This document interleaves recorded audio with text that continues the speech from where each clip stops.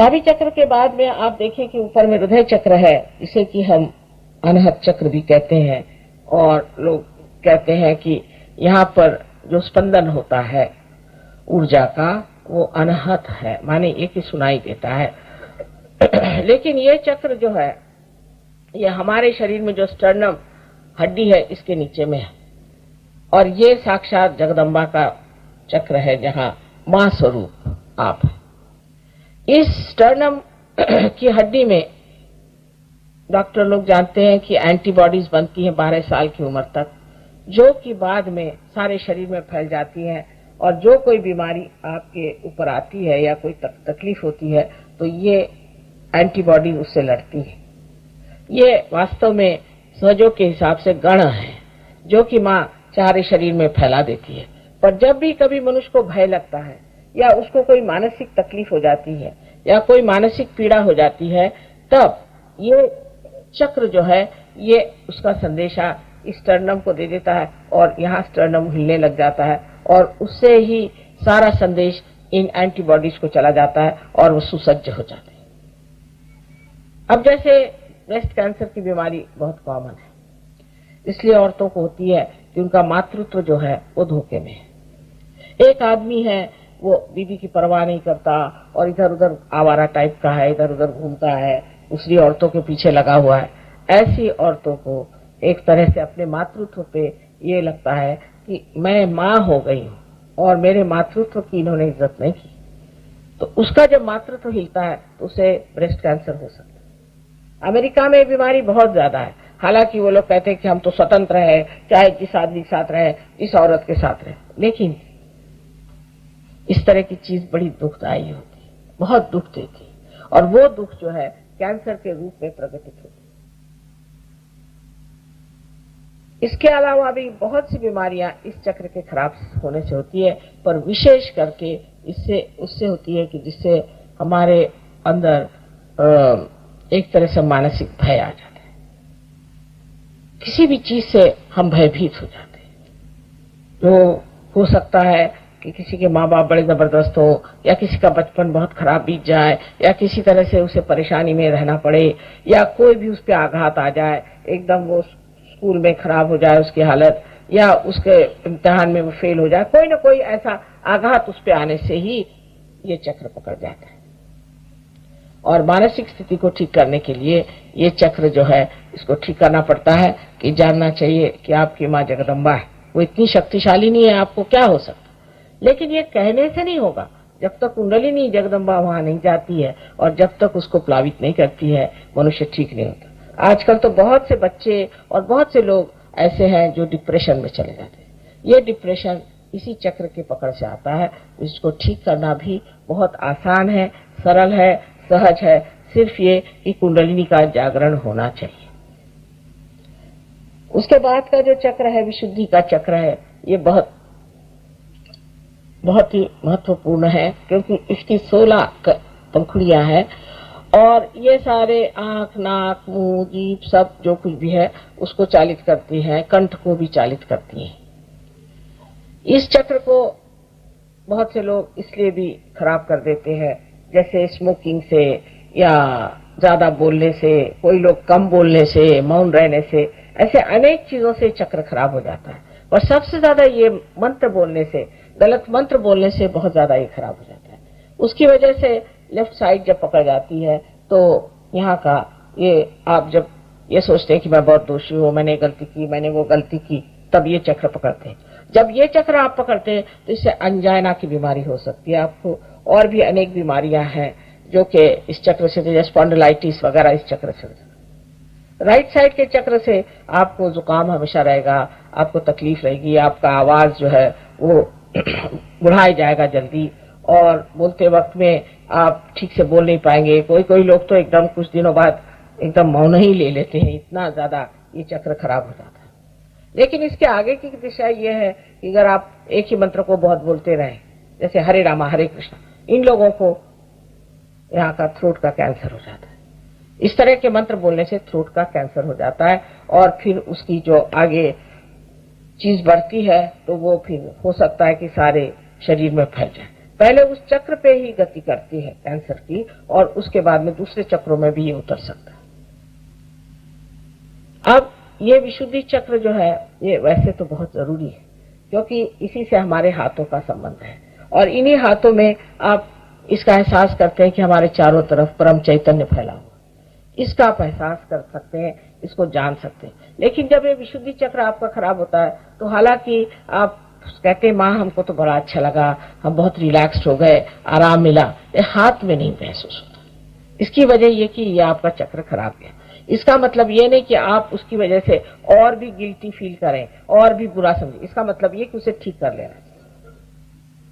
जो भी दोष है उसे आप ठीक कर लीजिए। बहुत अहंकारी मनुष्य का भी राइट साइड पकड़ जाता है, जो बहुत वल्गना करता है, मैं ऐसा हूं, मैंने ये किया, ऐसे मतलब हवाई घोड़े पे जो बैठे होते हैं उनका भी ये चक्र पकड़ जाता है, और उसके भी अनेक विध तकलीफ और परेशानियां उसके सामने आ जाती है।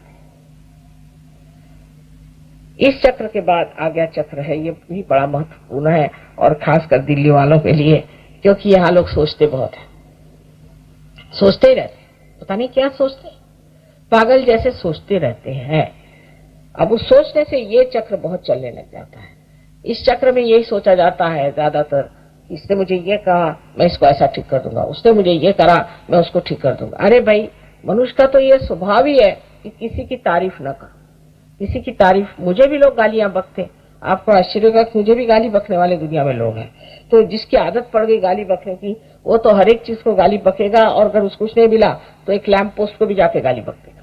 वो तो आदत है, उसको क्यों इतना बुरा मानना, और उसके लिए इतना क्यों फील करना कि उसको मैं ऐसे ठीक करूंगा, मैं वैसे ठीक करूंगा, मैं उसको माफ नहीं कर सकता। आप नहीं कर सकते तो आप ही की खोपड़ी खराब जा रही।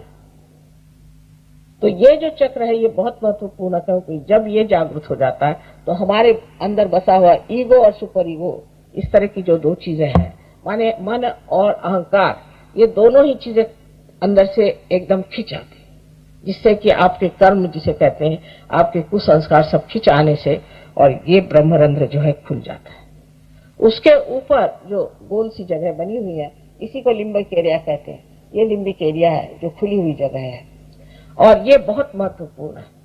जब ये लिम्बिक एरिया आपकी खराब हो जाती है तब आपको आनंद मिलना तो असंभव, लेकिन कोई आनंद की लहर भी नहीं आती। अब जब आप ये सब मॉडर्न म्यूजिक सुनते हैं, अब ये पता लगाया गया है ये जो मॉडर्न म्यूजिक है इससे आपकी लिम्बिक एरिया जो है वो बिल्कुल संवेदनशील नम हो जाती है।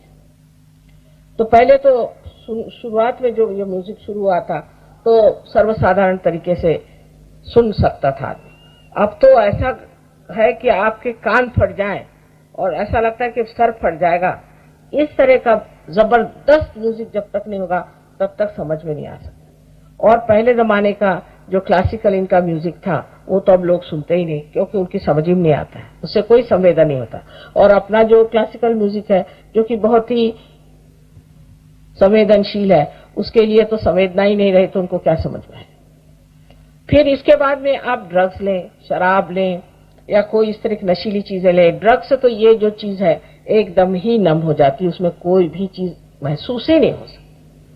तो धीरे धीरे ऐसे लोग ड्रग वालों को तो चाहिए कि उनके ऊपर चिल्लाएं, और एक तरह का पागलपन आ जाता है। अब आप लोग अंग्रेजों को बहुत ऊंचे आदमी समझते हैं, लेकिन हमारा तो अनुभव और ही है कि जैसे कैम्ब्रिज के पढ़े हुए बड़े भारी कोई साहब है और ड्रग वग ले करके तैयार बिल्कुल हमारे लिए।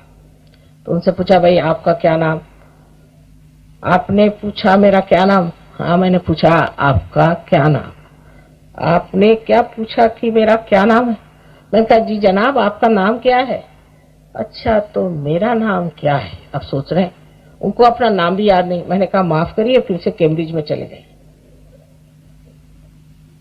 पर उसके बाद जागृति के आने के बाद सारा उनका जो एजुकेशन है वापस आ जाता है और वो आदमी बढ़िया हो जाता है। ये ड्रग लेने से मनुष्य कितना महामूर्ख हो जाता है, ये अगर देखना आपको हो तो आप कभी इंग्लैंड आइए तो मैं आपको दिखाऊं, और यहीं 2-4 लाकर दिखाने से लोगों को पता हो जाएगा कि मनुष्य कितना महामूर्ख हो जाता है। फिर आपके बच्चे जो ये लेते हैं उनकी मृत्यु भी बड़ी जल्दी हो जाती है। जैसे कोकेन लेने से मनुष्य आधी जिंदगी जीता है और आधी जिंदगी तड़पता है और उसके बाद वो खत्म ही हो जाता है। इसलिए ड्रग बुरी चीज है। लेकिन ड्रग को तो इतना बुरा कहते हैं और शराब को नहीं कहते, क्योंकि इतने सालों से वहां शराब चल पड़ी है। हर गांव में जाइए तो जो पब होएगा, सबसे बढ़िया जो घर होगा पब होएगा, और उसमें किसी राजा का या रानी का नाम होगा। अपने यहाँ कोई राजा रानी का नाम रखे तो लोग उस पर डेफर्मेशन केस कर दे।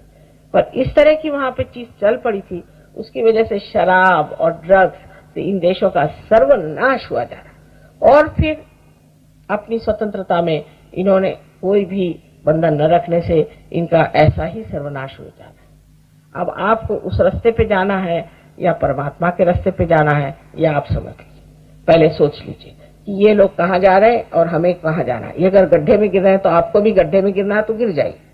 हालांकि उसमें से भी बहुत से लोग सहयोग में आ गए हैं, लेकिन जब गड्ढे में गिर के आते हैं तो ऐसे बढ़िया वो लोग हैं कि आप देख के हैरान हो जाएंगे कि उनको कितनी श्रद्धा और कितना विचार है। और वो श्रद्धा अंधी नहीं, जानी हुई श्रद्धा, और उसके सहयोग के लिए प्राण देने को तैयार है।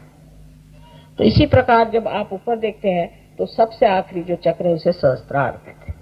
ये सहस्त्रार हमारे लिम्बिक एरिया के चारों तरफ जो हमारी नसें हैं 1000 वो नसें, जिस वक्त कुंडलिनी अंदर जाकर के उसको प्रज्वलित करती है तो अंदर ये नसें ऐसी दिखाई देती हैं जैसे कि कोई प्रज्वलित बहुत सुंदर शांत ऐसी शिखाएं हो, जैसे कि उसको आप कह सकते हैं कि जैसी लौ, अलग अलग लौ और अनेक रंगों से भरी हुई इतनी सुंदर दिखाई देती है। यही इसके लिए ही कहा गया है, बाइबल में कहा गया कि I appear before you like tongues of flames. यही सहस्त्रार है। इस सहस्त्रार के जगने के बाद आप देखते हैं कि आपके आनंद की अनुभूति आने लग जाती है। फिर ब्रह्मरंध्र खुलने के बाद आप देखते हैं कि पूरी तरह से आप रिलैक्स हो जाते हैं और पूरी समय आपका संबंध उस अनंत जीवन से हो जाता है, उस परम चैतन्य से हो जाता है जो पूरी समय आपके अंदर बहते रहता है। आप कुछ भी करिए, कोई भी काम करिए, इतना भी आप जागरण करें, इतनी भी मेहनत करें, कितने भी आप कुछ भी करें, आप थकान नहीं आती आपको, आप करते ही रहते हैं और उसी आनंद में रहते हैं। ऐसा आदमी एक विशेष रूप का आदमी हो जाता है। पर यह सब करके भी एक और बड़ी भारी बात है कि आप परमात्मा के साम्राज्य में जाते हैं। परमात्मा के साम्राज्य में जाते हैं, वहां इस कदर एफिशिएंसी है, अपने टेलीफोन जैसा मामला नहीं। एक बार परमात्मा को याद करने से ही काम हो जाता है। आपको आश्चर्य होगा कि ये सामने कैसे खड़े।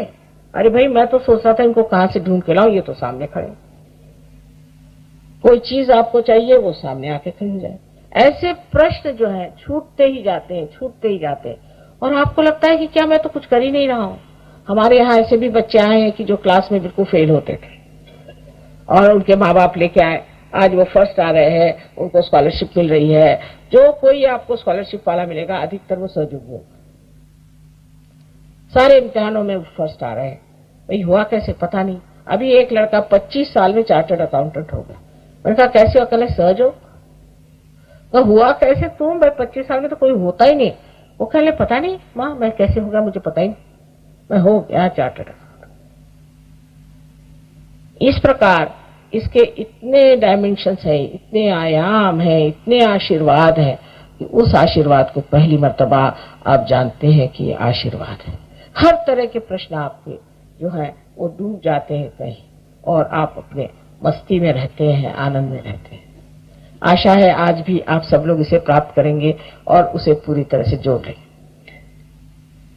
आप अगर चाहें तो 2-4 प्रश्न पूछें, लेकिन बेकार के प्रश्न पूछने से समय बर्बाद करना है।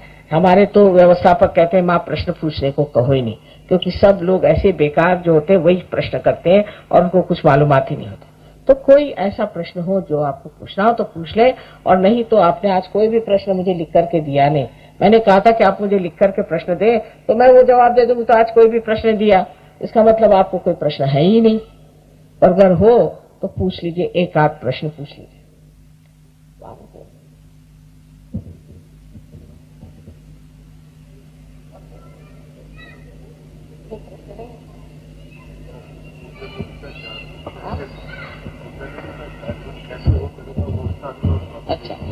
एक प्रश्न उन्होंने पूछा कि कुंडलिनी का जागरण कैसा हो, वही तो करना है मुझे। आप इस पृथ्वी में आप एक बीज छोड़ देते हैं, वो कैसा पनपता है, वो पृथ्वी में शक्ति है, वो अपने आप ही पनप जाता है। वैसी ही चीज है, जीवंत चीज को कैसे क्या क्या बताए। एक बीज से वृक्ष कैसे होता है, फिर उससे फूल कैसे आते हैं, और फिर वो फल कैसे हो जाता है, क्या आप बता सकते हैं? इसी प्रकार आपके अंदर सब बनी हुई चीज है, वो सिर्फ घटित होती है।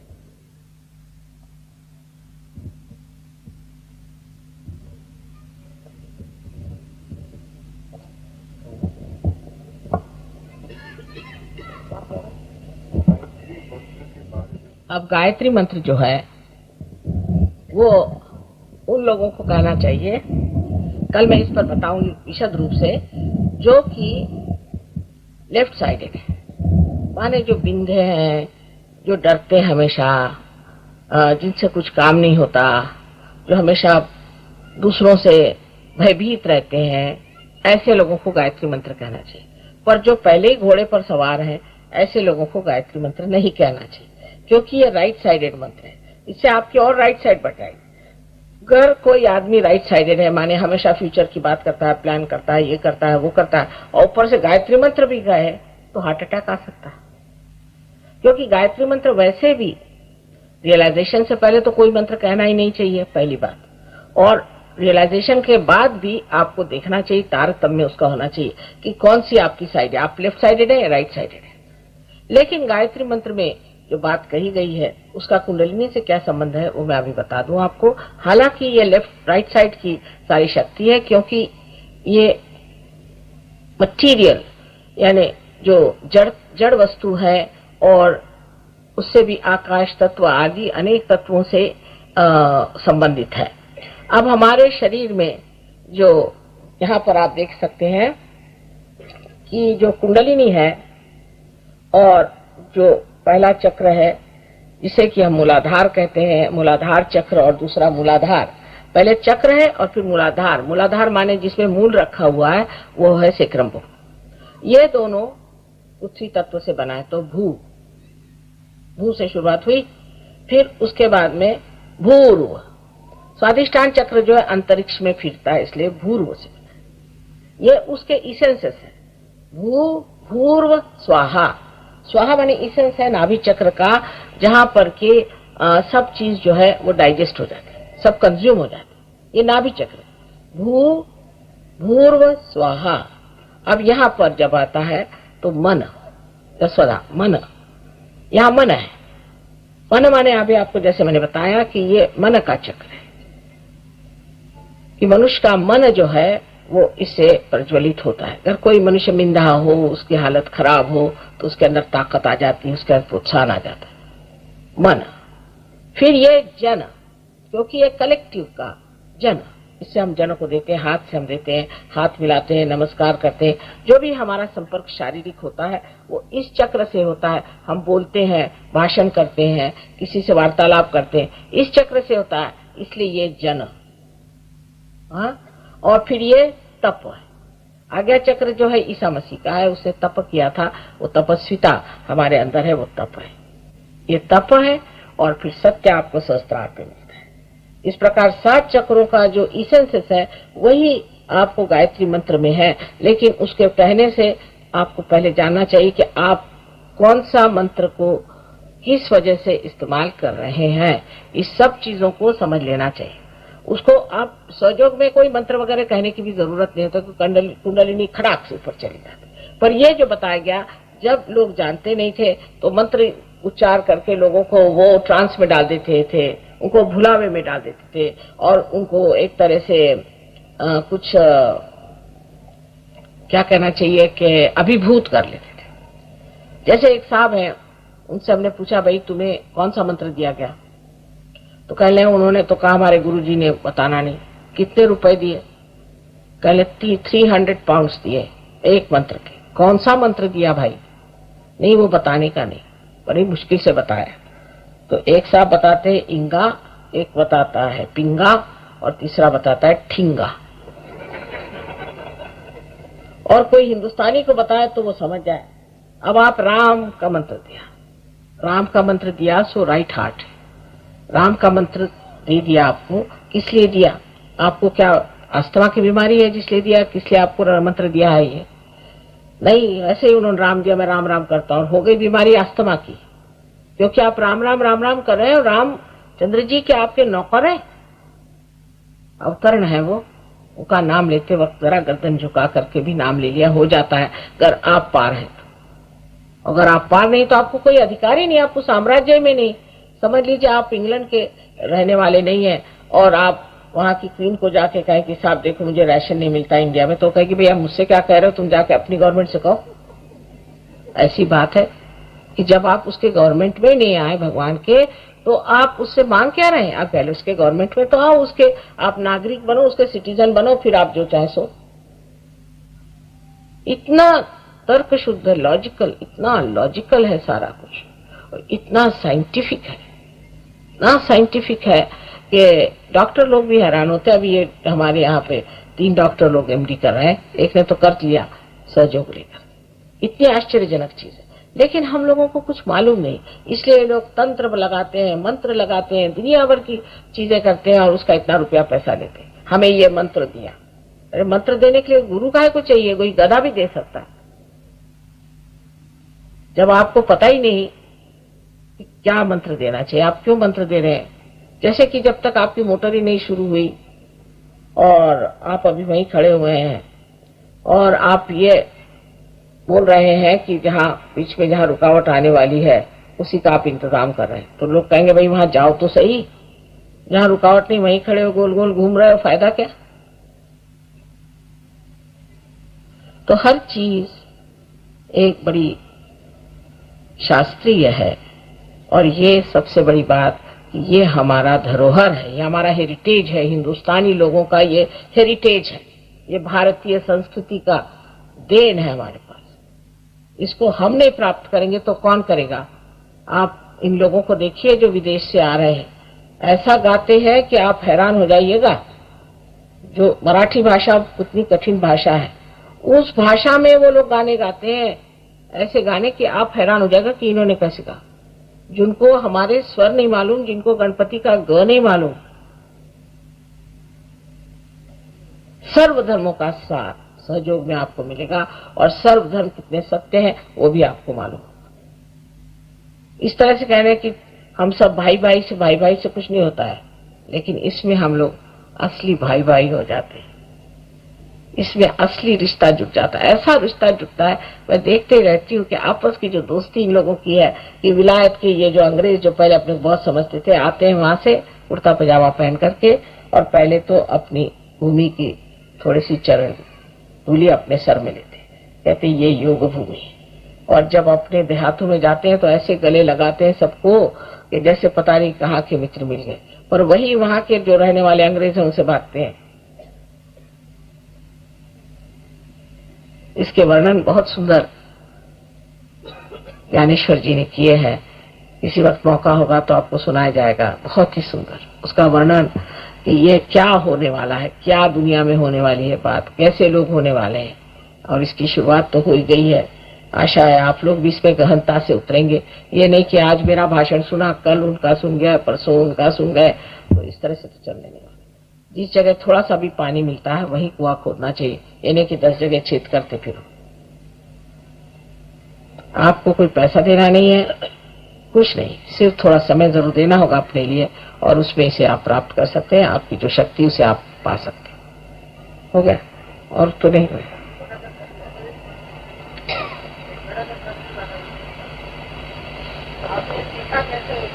आप लिख के दे दीजिए भाई साहब, आप लिख के दे। हाँ,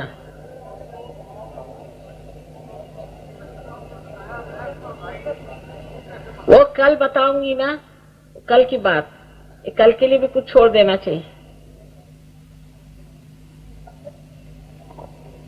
क्या कहा?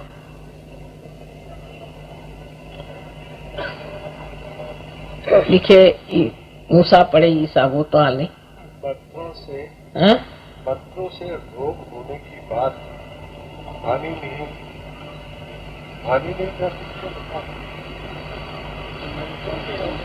मानी नहीं जाती। क्या हमारे सब शास्त्र दस है जिनमें मंत्रों की आपसी मेहनत चल रही है? मंत्रों से रोक होने की बात मानी नहीं जा सकती। क्या हमारे सारे शास्त्र?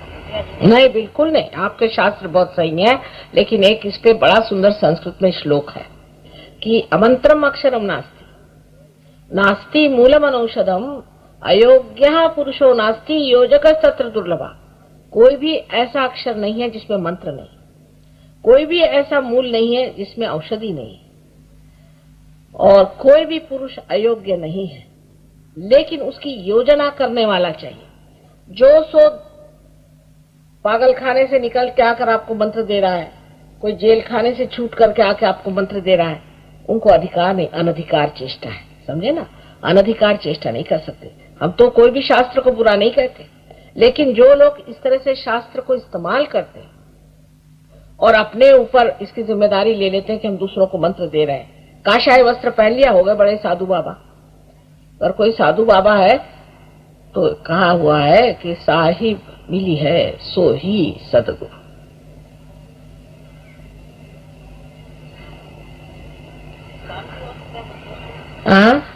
हाँ बेटे, बड़ा नुकसान होता है भैया, मैं तुमसे बताती हूँ सच बात। मैं तो माँ हूँ ना, मैं झूठ नहीं बोलूंगी। गलत आदमी से मंत्र लेने से तो नुकसान हो जाता। कहिए भाई साहब। माँ, ये बहुत ही छोटा लेकिन विषय प्रश्न है। प्रारंभ ईसा को सूली, गांधी को गोली, सबका सुख चाहने वाले लोगों को क्यों परेशानी होती है? कोई मंत्र आप दे सकते? ये इन्होंने कहा ठीक बात कि ईसा को सूली हुई, गांधी को गोली हुई, उसीलिए ईसा भी अमर हो गए और गांधी जी भी अमर हो गए। उसका असर आपको देखना चाहिए। असल में न तो कोई ईसा को सूली दे सकता है, न गांधी को गोली मार सकता है, क्योंकि जो संत होते हैं उनको कोई भी दुख तकलीफ होती नहीं, लेकिन वो अपने बलिदान से सिद्ध करते हैं कि मनुष्य कितना मूर्ख, महामूर्ख। लेकिन अब ये समय आ गया है कि किसी भी संतों को हाथ लगाने की कोशिश न की जाए। ये समय आ गया, समय की तैयारियां होती हैं, और ये समय आ गया है कि खबरदार अगर किसी ने हाथ लगाया तो देख लेना। संत एक होते हैं इस तरह से? अनेक, आज तो अनेक संत हम तैयार करें, आपको भी संत बना देते हैं।